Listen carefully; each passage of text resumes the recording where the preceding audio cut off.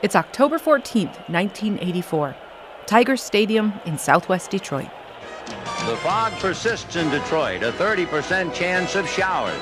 But nothing will dim the enthusiasm of the fans inside Tiger Stadium, the site of Game 5 of the 1984 World Series. The feeling at Tiger Stadium is electric. For the first time since 1968, the Tigers have a shot at baseball's biggest prize. And they're coming off what some sports analysts say is still the single greatest season of any team in the sport. And here we go, the first pitch of Game 5. Outside of the stadium, it's a different kind of energy. White flight to the suburbs, mass exodus of business, chronic disinvestment. But everyone, city and suburbs, inside the stadium and out, is behind this team. And then they win it all. Renicky off the bag at first. The pitch, he swings, and there's a fly ball to left.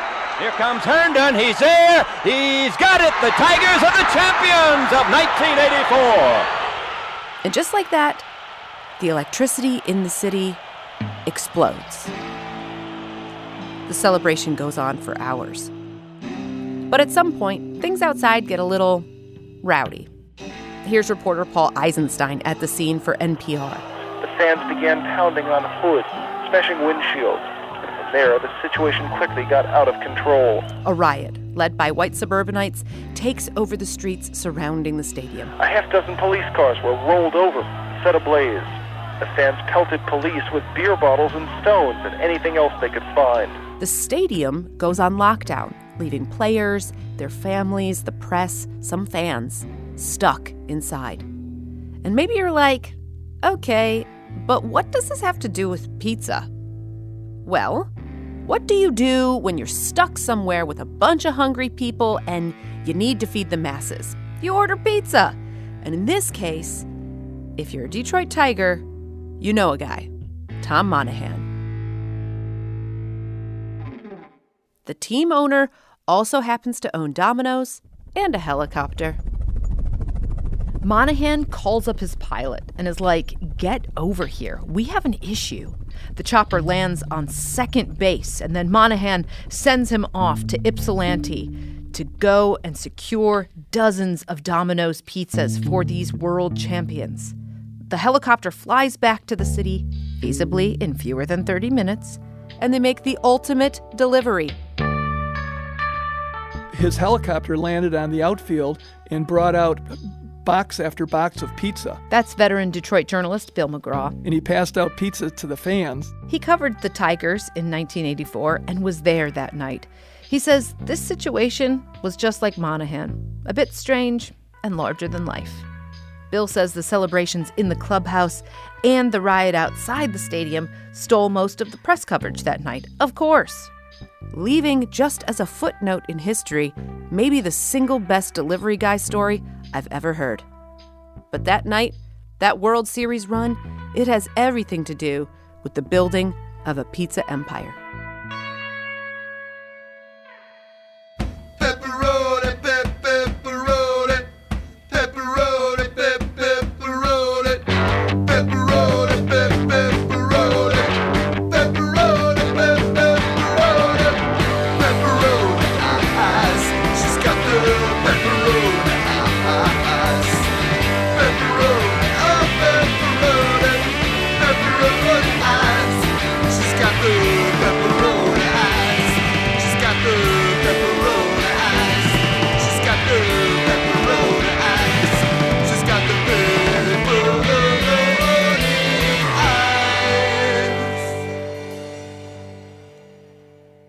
This is Dough Dynasty, a podcast exploring how Michigan became a pizza chain powerhouse and reshaped American taste buds along the way.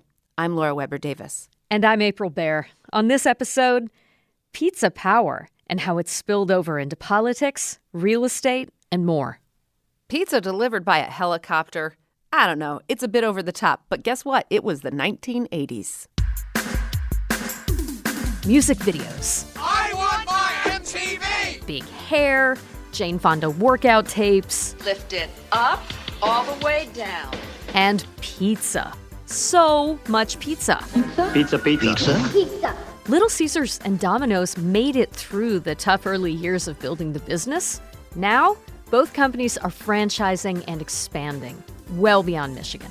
And pizza is quickly becoming America's preferred fast food, expanding faster than burger joints and chains by a long shot. Pizza. Shouldn't it be on your table this Christmas instead of that ugly ham? Pizzerias have gone from novelty to necessity in America in just a couple short decades. It was exciting because, again, people still, they craved at an unbelievable rate the pizza in particular, and were so excited when we opened up in their hometowns that we've got a pizzeria now in whatever town we happen to open in. That's Stuart DeGoss. When he retired, he was vice president of concept and industry intelligence at Little Caesars Pizza. But he worked in the pizza chain industry for decades, first with Domino's. So I spent 7 years with Domino's in the marketing department in various roles, and then Little Caesars called and said, would you ever consider switching? And I couldn't pass up an invitation to have lunch with one of the Ilitches. And a few short weeks later, there I was working at the Fox in downtown Detroit. And how does this industry insider like his pizza? I like a basic pizza with pepperoni, and I think thin crust is outstanding because you really get to taste the toppings, and certainly who could pass up crazy bread at Little Caesars? And it's kind of like fries at McDonald's. You go to pick up your dinner and you're munching on the fries or the crazy bread in this case on the way home. Throughout the 1980s and 90s, the competition is heating up for the biggest slice of the chain pizza pie. It was hot, like bubbling cheese burning the roof of your mouth. It was a war, and everybody was battling for that sale.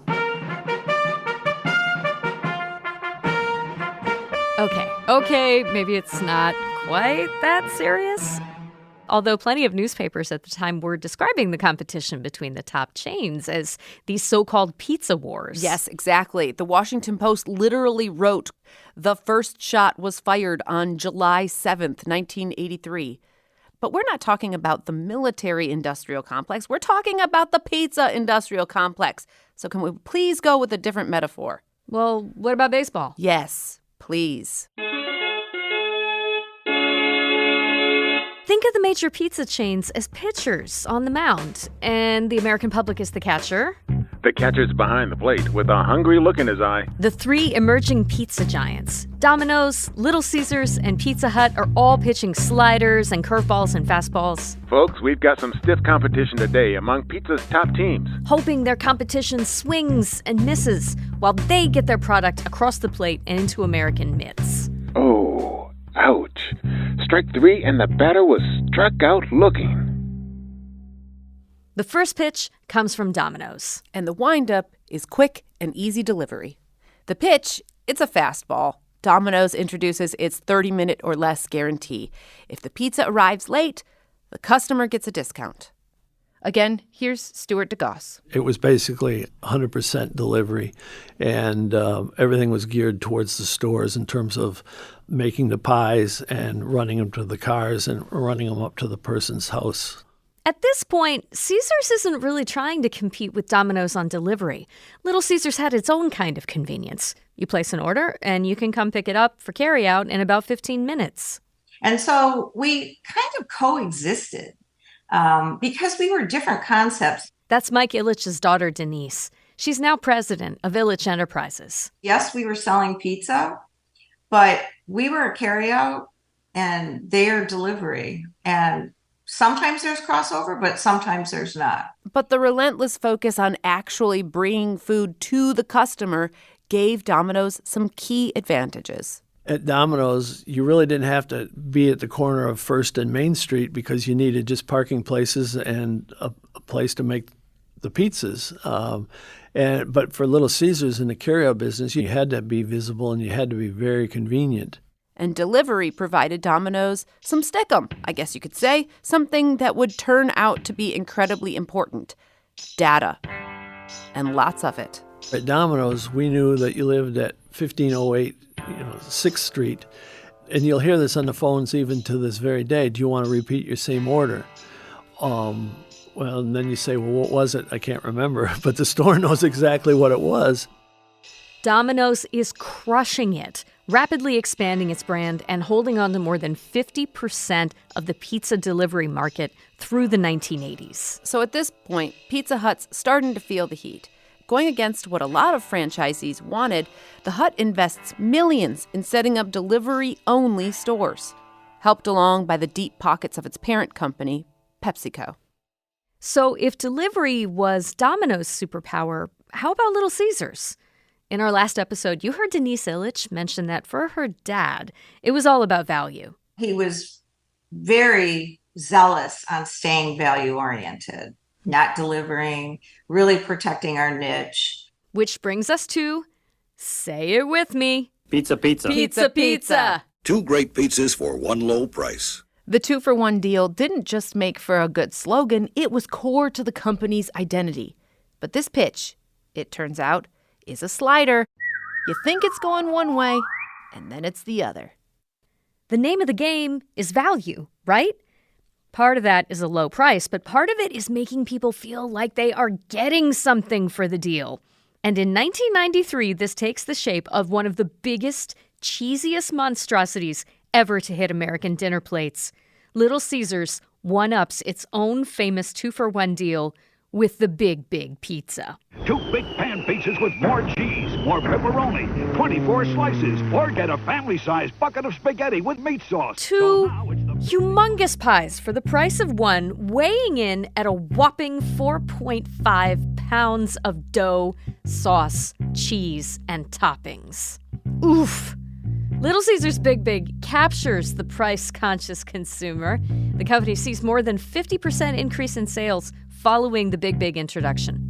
And at this point, Pizza Hut's like, hold my Pepsi. When it arrives, you better not be alone. Bigfoot. Pizza Hut! From Pizza Hut. The Bigfoot pizza was the size of a small coffee table, a full 12 by 24 inches. And not to be outdone, Domino's comes out with the Dominator. Some people think Domino's extra large Dominator pizza with more crust, more cheese, and more toppings is just too much for one family to handle. A 30-slice pizza that was almost a full yard long.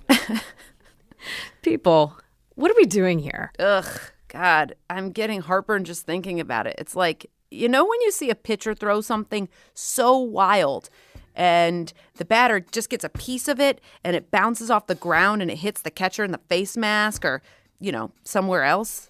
That was America. Keeled over on the ground in a pizza coma, hit in the face with a coffee table-sized pizza.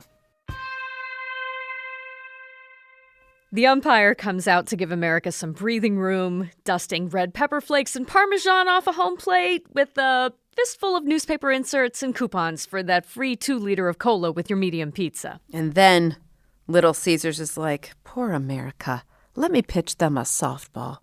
The hot and ready. Well, I think the biggest innovation that I've ever been involved in was hot and ready. I mean, that completely turned the industry on its ear.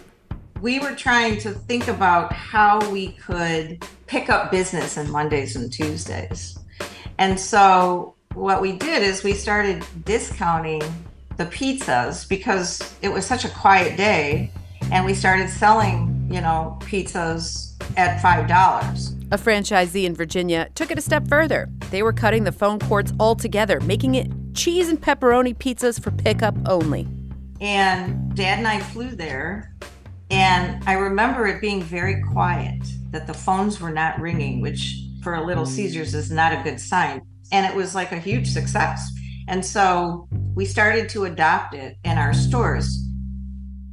All the while, Pizza Hut is maintaining its hold on America as the sit-down pizzeria chain for families, with lures for the youngest members of the family. Every day, Pizza Hut has the kids' pizza pack. You get a personal pan pizza, cup, and cool surprise.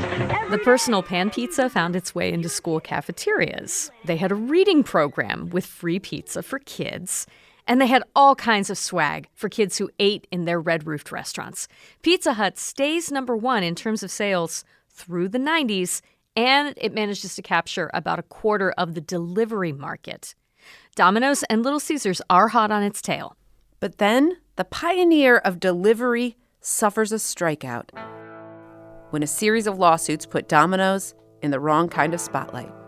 The speedy 30-minute delivery guarantee that Domino's Pizza has built its reputation on has been scrapped by the company because it has been blamed for deaths and traffic accidents. That's NPR's Susan Stamberg in 1993. By now, a couple of other chains from Michigan have taken hold. Hungry Howie's brings its flavored crusts. Jets introduces mass-produced square deep dish. More on that later. And another Midwestern upstart, Papa John's, would soon be angling for a slice, promising, quote, better ingredients and better pizza, playing off of this growing belief that all of these big chains have forgotten in this war about the quality of their product. Laura, this is getting crazy. In the end, can we actually say who won the pizza wars? I don't know, but I found this quote from the Washington Post, and it says, quote, the combatants all seem to be drawing strength from the battle, opening more outlets, hiring more drivers, selling more pizzas. And you know, that's still true. More pizza equals more pizza eaters. Right, equals more pizza. I guess that means the winner is the American public, crouching behind the dinner plate, taking home that championship trophy. And there it goes! Of course, our Michigan pizza kings didn't fare so badly either, amassing billions of dollars along the way. So, what did these pizza power brokers do with their growing kingdoms? We'll get into that after the break. Stay with us.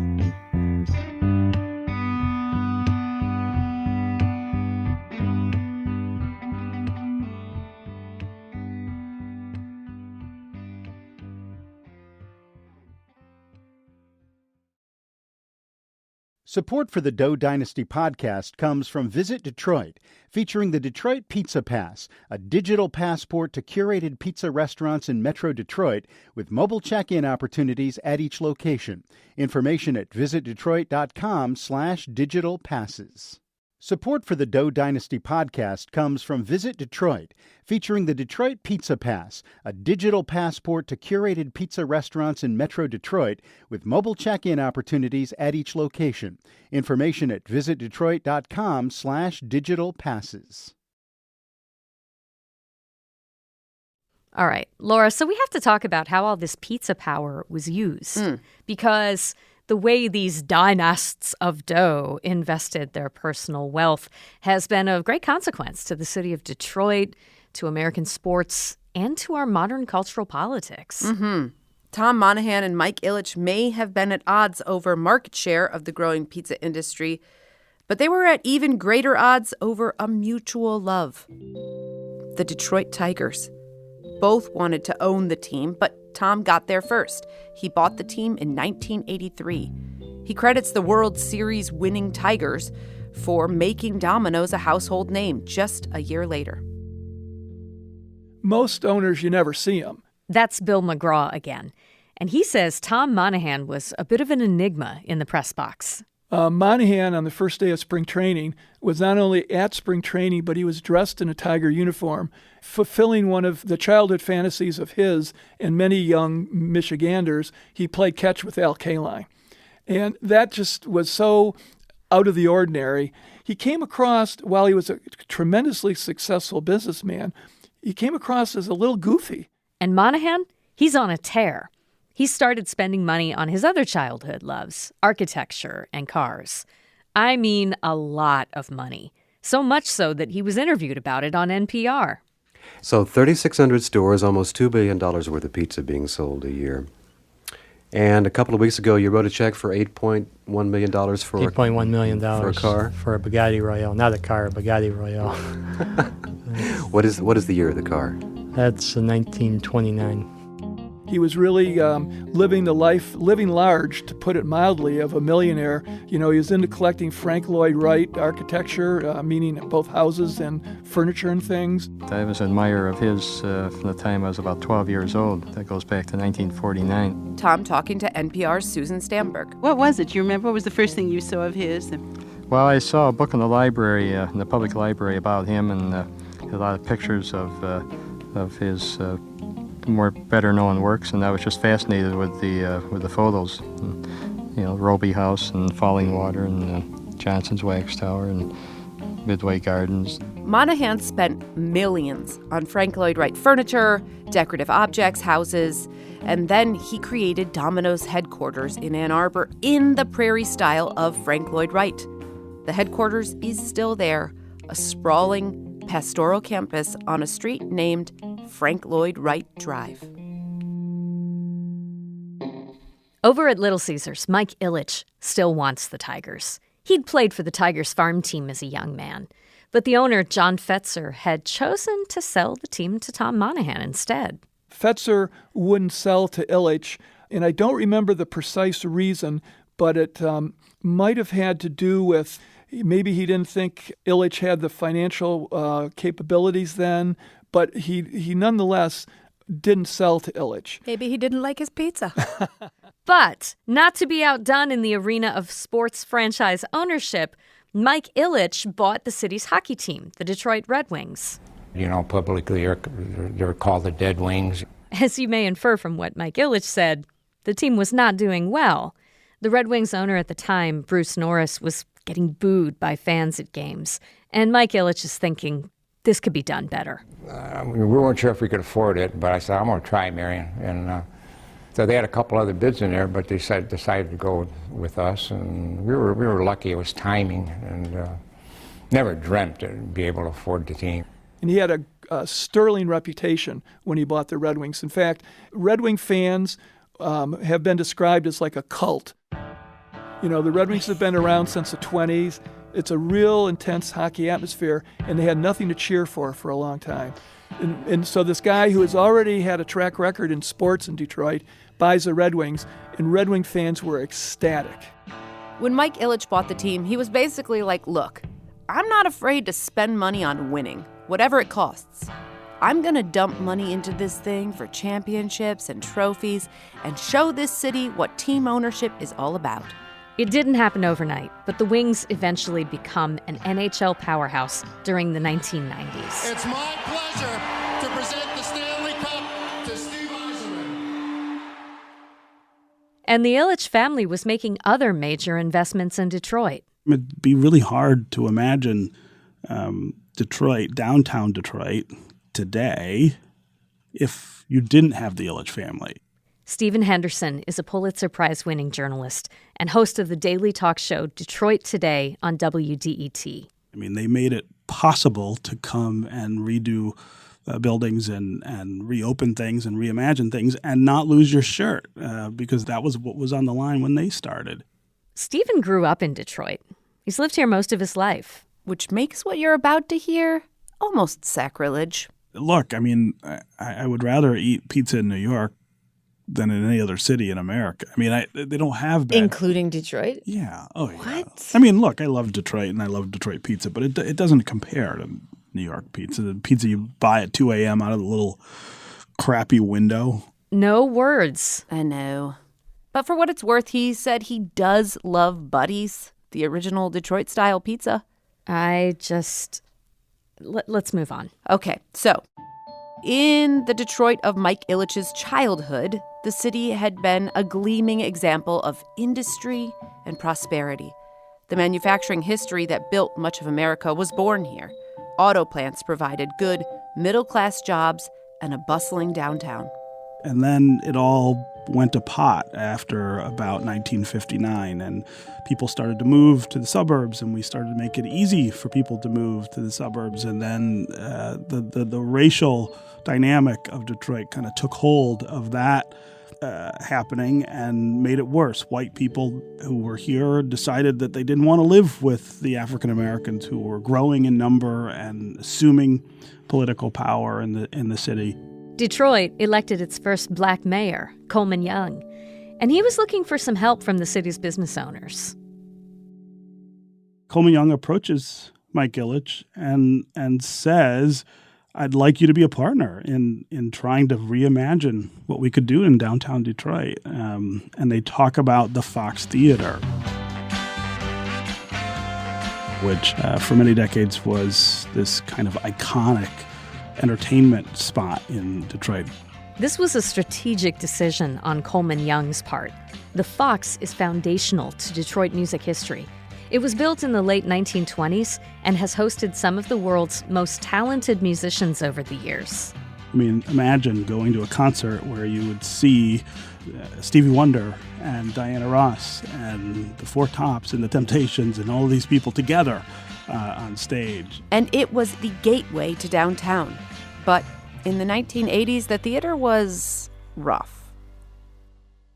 I saw the Smiths at the Fox in the early 1980s, and there were barely seats left. I mean, it was a wreck. I mean, you literally could just like throw stuff down on the ground instead of in garbage cans, and everything looked like it was falling down. So Mayor Young goes to Mike Ilitch in hopes that the pizza magnate will put some money into this downtown gem, and in doing so, spark the kind of investment that will help Detroit make a comeback. It's a bad business proposition at the time because everybody's leaving Detroit.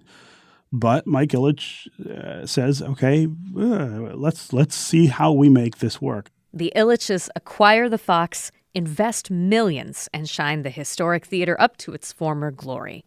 Mike Ilitch becomes a hero of sorts. What I remember about him more than anything else is that gleam, I guess, that I would say he would get in his eye when he would talk about Detroit and how he felt about it. There was always a really clear emotional motivation to what he was doing. It wasn't just business. It was passion. It was love for Detroit. As Little Caesars grew, so did the Ilitch's broader business interests. In 1992, Mike finally finds Tom Monaghan ready to sell him the Detroit Tigers. I think it's a good time to buy because I think this is one of the best franchises, one of the top 10 franchises in the country. In 2000, the Tigers complete construction of a new ballpark next to the Fox Theater. This is outstanding stuff. April 11th, baby, right here, 2000, opening day, Comerica Park. 2005, Marion Ilitch becomes sole owner of the Motor City Casino Hotel. And then, Ilitch Holdings opens Little Caesars Arena to house the Red Wings, the Pistons, and on occasion, Beyoncé.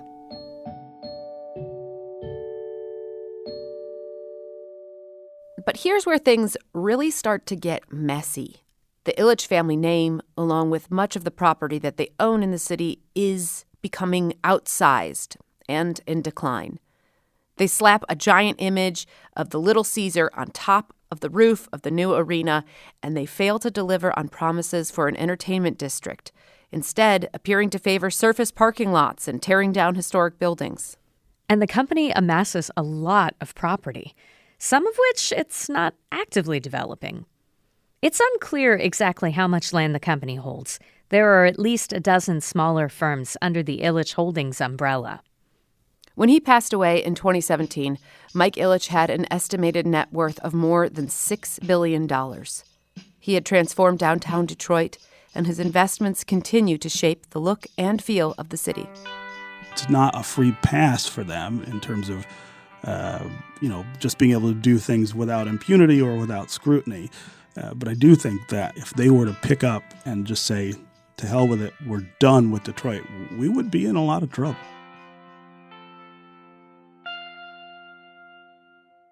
After Tom Monaghan sold the Tigers to Mike Ilitch, he was just a few years away from selling the pizza business itself. Monaghan sold off a lot, actually, by 1998 when he sold Domino's to Bain Capital. He got rid of much of his collection of luxury cars and Frank Lloyd Wright buildings. And not because he needed the money, but because he was turning to a passion that had driven the narrative of much of his life, his devotion to the Catholic Church. Monaghan invested a lot of money he made from selling Domino's and other various assets into conservative Catholic causes. Like founding Ave Maria College of Law in Florida. Here's Tom Monaghan. None of the Catholic law schools had a majority of Catholic faculty nor students. So we needed a good Orthodox Catholic law school. The late Supreme Court Justice Antonin Scalia helped shape the curriculum at Ave Maria. Justice Clarence Thomas has been a speaker there.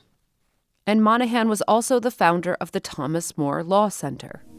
It is no secret that America is now reeling from the staggering effects of a full-funded and well-organized culture war designed to de-Christianize America.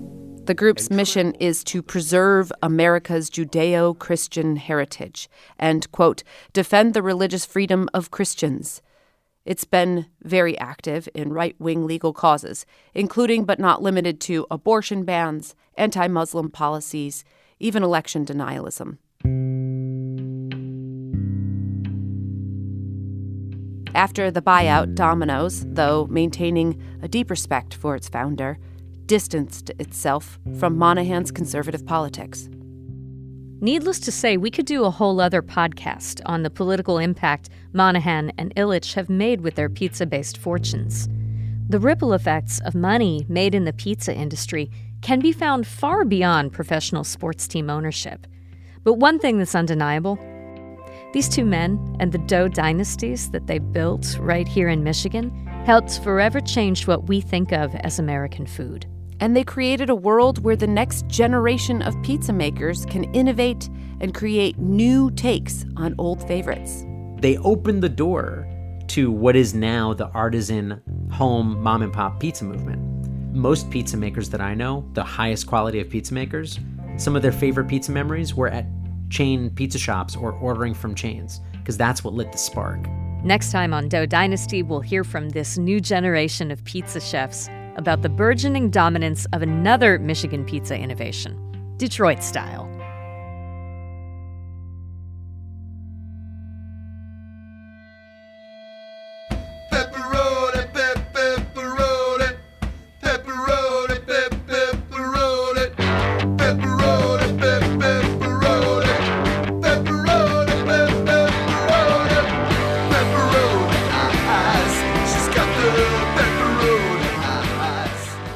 You've been listening to Dough Dynasty, a limited-run podcast series from Michigan Radio. I'm April Baer, mushroom and pepperoni on thin crust. And I'm Laura Weber Davis, pineapple Detroit-style deep dish. And if you like what you heard, share the pod with a friend. Maybe while you're also sharing a pizza? This episode was produced by April Van Buren, whose current favorite slice is a samosa pizza from Mama Pizza in Ypsilanti, Michigan, with a side of cheesy bread, please. Other producers on the podcast are Ronia Kabansag, Mercedes Mejia, and OG pizza driver Mike Blank. Rachel Ishikawa is Dough Dynasty's podcast editor extraordinaire. Our web team is Jody Westrick and Paulette Parker with help from Emma Winowicki. Special thanks to Pizza Consigliere Holly Eaton and to Tessa Kresh, Kate Weiser, and Olivia Moradian. Christopher Johnson did voiceovers for this episode. We had a lot of archival tape in this episode, and so there are a lot of people to thank. Thanks to WDIV for letting us dig into their archives.